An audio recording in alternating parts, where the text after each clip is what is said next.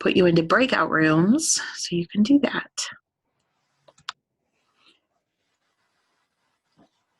Alrighty. Are there any questions? Let's see, before we go, I think we can probably say, I'll check in with you around 10 minutes. And then if you need more time, we can take a little more time. How about that? Okay. So create rooms. Enjoy.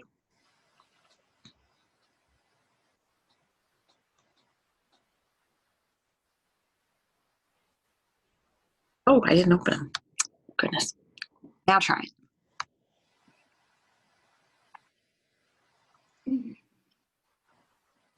But Mike, how do we know which group we're in though? Okay, I didn't. Oh, it's 3? You're in 3. You're right. Okay.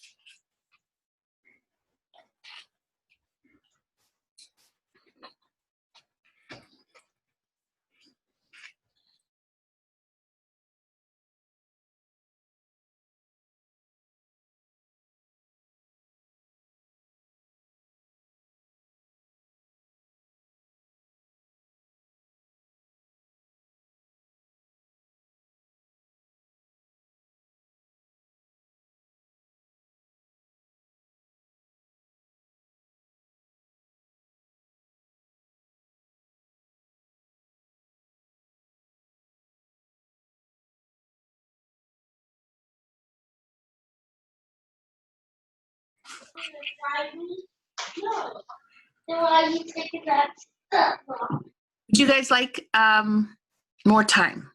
I just noticed you all kind of stayed till the very end. Are you guys ready to talk? All right. Anybody not ready to talk, I should say. All right. So let's start with the beginning one. I believe that's the text. What was the first one? Okay, look, hold on.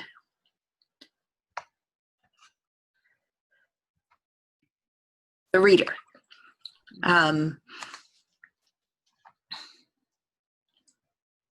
how does comprehension address the reader, and how can teachers support readers in classrooms?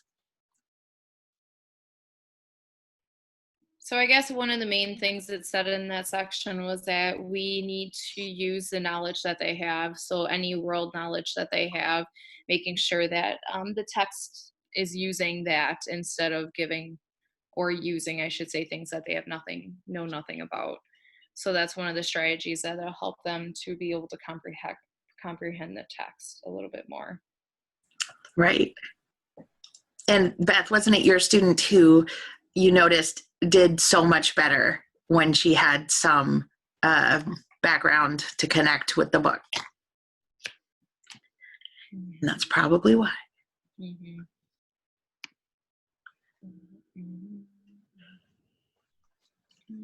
And and frankly, in a regular classroom, sometimes we miss that a lot. It's easy to not pick carefully enough to fit every kid in the classroom, right? When you're doing different things. So, but it is an important piece to be conscious of. And what about the text?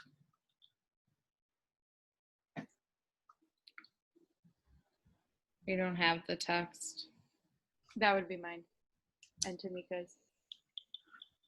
The text was, it was saying that the kind of text it is, the quality of how it's written, the language it uses, the genre, the features, those all affect how a student comprehends. Similarly to what was just said, if a student is reading something that, like an article about frogs and they've never known about frogs, that's a bad example, but they might not be able to comprehend it because of the language and the vocab compared to a story about the Three Little Bears, which they've probably heard before. So it can affect the comprehension in that way. So the reader comes at it from here. The text can be chosen appropriately for the reader, essentially. So there's that interaction. And the sociocultural, the last group. Listen, Hannah, how does that fit in? So this is really just a teacher setting a purpose for reading. So why are we reading this? Are we reading to learn something? Are we reading for enjoyment? And then transaction is more of like the transfer of skills. So they reference the gradual release model. So teachers build a scaffolding where they model and then you practice together and then students go off and do it independently.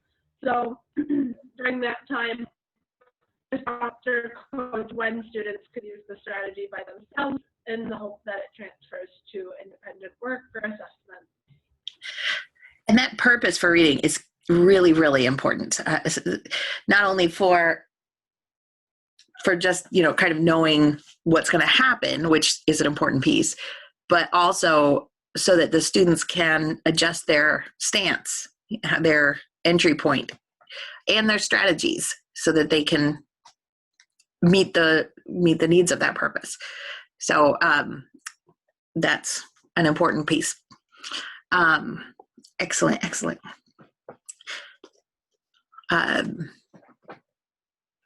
So why don't we segue quickly and add another layer onto this discussion.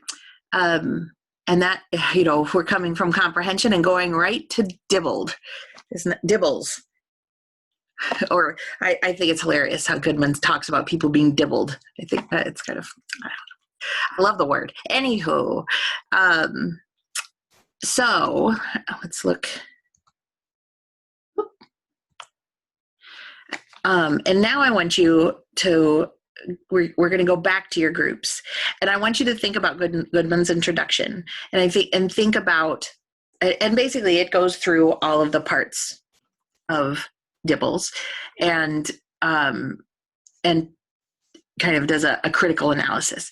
So first, I want you to share with your group whether you have ever used Dibbles, either been a student or a teacher, and thinking about, Dibbles is more than just, you can just use pieces of it.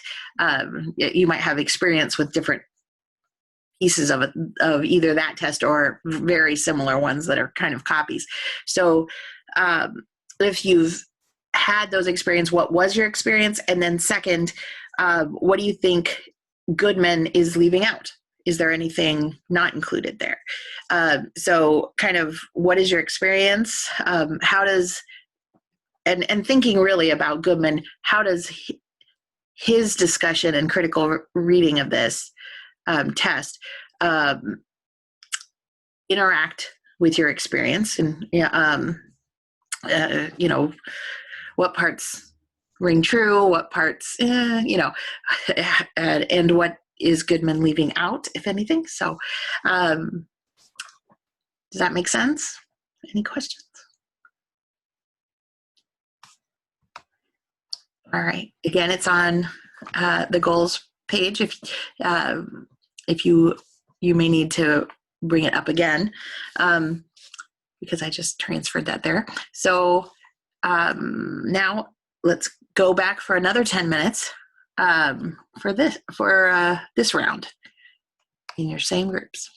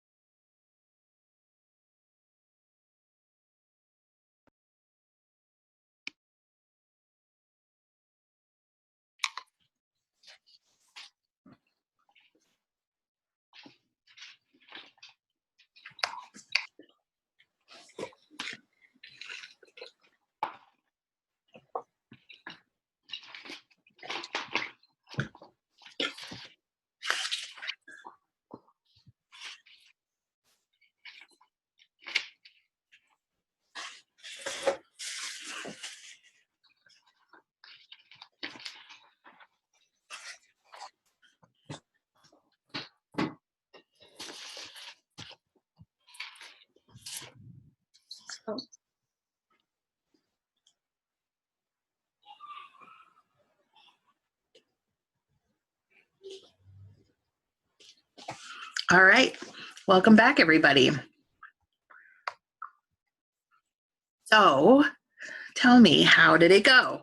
I'd love to hear your experiences with Dibbles, with the pieces. If anybody has them. I'm pretty sure some of you do.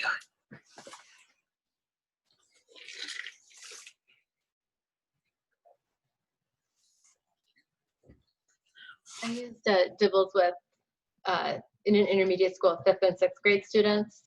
I worked as part of a Title I reading intervention program, and so we used the reading fluency testing, Mhm. and part of is mandated by the No Child Left Behind. So we had to test the entire student body in September, and then again in January, and then students who were not successful in that test, then we had to pull out for monthly progress monitoring. Just based on fluency. Yes. Okay. Yes. Wow, that puts a lot of eggs in that fluency basket. Uh-huh. Wow. So how did that work? I mean, was it, did it do a good job of sorting the students or not? Not really, because all you're looking at is how many words they can say correctly in 1 minute. So he kind of talks about it in the book. There definitely were kids who learned how to work that, and they would read just as fast as they possibly could, knowing they were going to make mistakes. But if you could still have your total number of words higher in 1 minute, you would have a better chance of passing it. Where students who were thinking about what they were doing, or who were trying to read it in what actually would be a fluent way of reading, Right. they couldn't get enough words read in 1 minute. And the other thing that would irritate me is they would have names that were really difficult to pronounce. I remember one passage, and it was about an Ethiopian runner. And every time they mentioned him, they said his name, and it was okay not to mark them wrong for mispronouncing it, but they would have to stop and think about how to say it for so long that it wrecked their scores. And some teachers would have coached them. If they don't know it, just skip it. Just, Mhm. but then that can be a bad habit to build up, you know. Anybody else? Oh, I'm sorry. Sorry, Go so ahead. the other part of it was that you would try to tell them, just relax and read the best you can while you're sitting there with a stopwatch.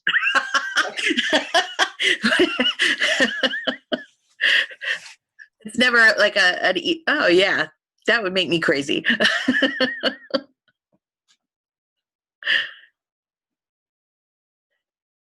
Have any of the rest of you done it? Have you done timed readings?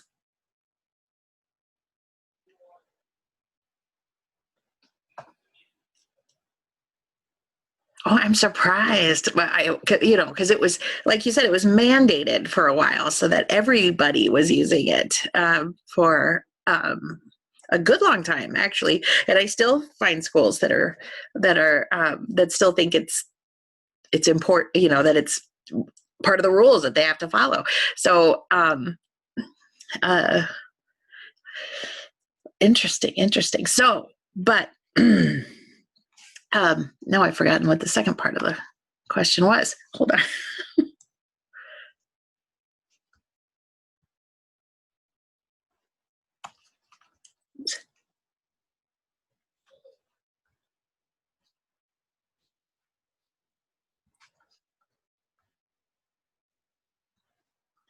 So is Goodman leaving anything out?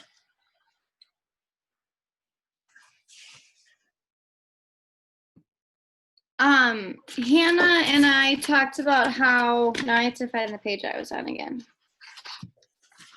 There was quite a few things. Pretty much everything we've been talking about is what they've left out. Comprehension questions. The error is pretty much an error. So you're really, as far as I know, because I've never done it, you're not analyzing it. It's just that they're wrong. And you're just saying that they're wrong until eventually that they get it right. And then we also mentioned like the things that were in our early reading assessments like rhyme, concept of print, and we also mentioned sight words are not part of this. Interesting, isn't it? So pretty much everything I do is not part of this, besides like letters. Well, that is fascinating. So, there's a lot missing from Dibbles, and really, Dibbles is very focused. It's really meant to. Although when it first came out, they kind of said it does it all, but I think we recognize that it has its focus areas. It's very visual, but not sight words. It's really about phonics and speed and accuracy, which is one definition of fluency. Yeah, and what I found was interesting was that it's all about time and instant, which that's like what sight words are, or they're supposed to know it in a snap, and that's something that's not on the test. So I thought that was interesting. You know why that is? Because the background that they come up from. So for a long time, we've got that, the reading wars that apparently are back. Who knew? Again, I guess every 20 years we got to go through it again. So here we are. The initial reading wars had to do with whole language, which I don't think anybody does anymore. Not straight whole language, and then and then kind of the phonics first, or phonics direct. I shouldn't say that. Just the phonics people. So initially we had those two groups warring before balanced literacy, and then the whole language people said that you needed sight words. So sight words came out of their camp and not out of this camp. Never that would be like reaching across the aisle. And actually, I will be even more cynical than that. There were people who made their careers on this fight, whether they believed it or not. They published like crazy, and they were invited all sorts of places to talk and everything. And I don't know, they may have believed it for certain, but there was a lot supporting those wars as well. And sight words was not part of phonics, and the Dibbles comes kind of out of more it's a development that came out of the phonics camp side. So, it's not as strong at comprehension and sight words. And yet, it does seem just arbitrary nowadays. But once upon a time, this was a big argument.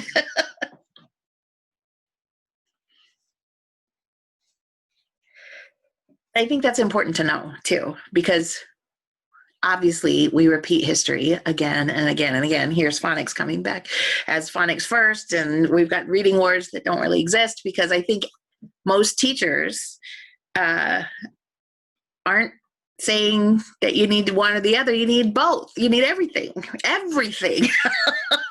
Not, but okay.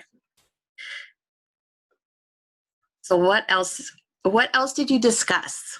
I'm sure I'm not capturing everything.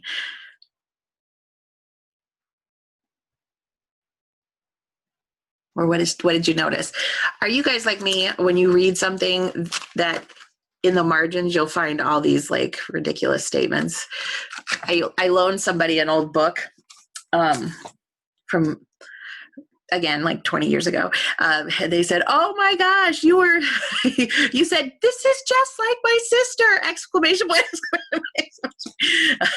I'm like, that was a long time ago. But do you have any of those kind of statements from your readings when you glance through?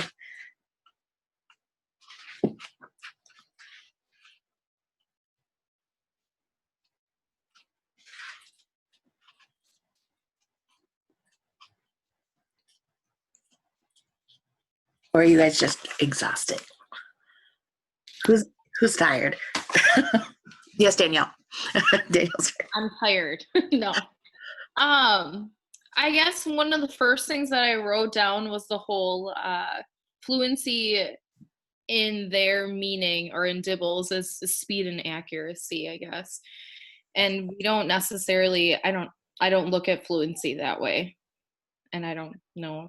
I don't know if that's necessarily wrong, but it's just one of those things I wrote down because I'm like, I don't think fluency is speed and accuracy. Like, it definitely shouldn't necessarily be speed, but I don't know. Right. And hyper accuracy might be a word for it, where you have to get every word right, when we know that when we read, we don't necessarily do that, right? No. It's accurate enough, Yeah. but maybe not. Yep. I agree. So, okay. So, right. And that's interesting that you kind of say that. Like, you come to fluency. When you think of fluency is a word we all probably wrap our heads around already before we even come to the definition that we use. But honestly, speed and accuracy are really, really easy to measure, and that's one of the pluses to the Dibbles set, that these are 1 minute measures that a teacher can do and get a taste of maybe what's going on, and then take maybe a group to do more with. Now, I think we have probably more advanced tools that you use, or I shouldn't even say more advanced. Maybe they're just computerized tools in your settings that do some of that for you, that kind of sorting nowadays. But I'd like you, as kind of some of your homework while you're reading the second half of the book, before next week, to start thinking about the tools that you are using on an everyday basis. Maybe the computerized tools, maybe the progress monitoring of different kinds, or just assessments, and think about how they can you use some of the arguments that you've got here about Dibbles and kind of evaluate them. So, kind of well, they do this well and they don't do that well, or something like that. So I'd like you to kind of keep that in your mind, and we will be processing that together next week. Make sense? Sound right? Look right? All right. So, okay. And of course, we'll be just kind of continuing on with the next Roaming the Known due date. And I believe we have a video next time, and I've forgotten who that is. But are there any other questions? I do know Thanksgiving is kind of a hop, skip, and a jump away. And we will not have class, of course, the night before Thanksgiving. Because, well, I'm not crazy. Nobody will show up. But also, you might have 10 people coming to your house, or you're going to a house with 10 people. So, I get it. Cooking, blah, blah, blah. So, but during that kind of long weekend, maybe, or maybe you have to plan this before. Don't forget that when you come back, we're going to share ePortfolio attempts. So have something ready for that. It doesn't have to be on Canvas, although, give it a try and see if it's easy to do for you. If it's, if not, just use some other format so that you can present it to us somewhat informally. I mean, you might have a PowerPoint that's fairly formal, but something to show, essentially, and a way to share. But don't forget about that as we go forward. All righty. Other than that, it is awfully dark out there. I hope you all get an extra long sleep.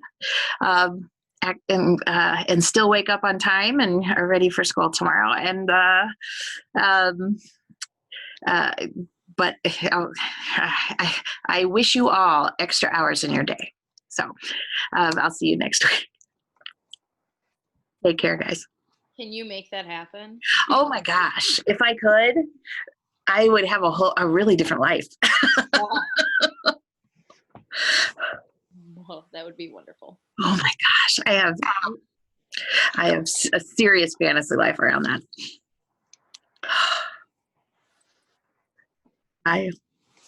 Would you like to talk? Excellent. I have a quick question. I've been Oh, trying to. let me just turn off the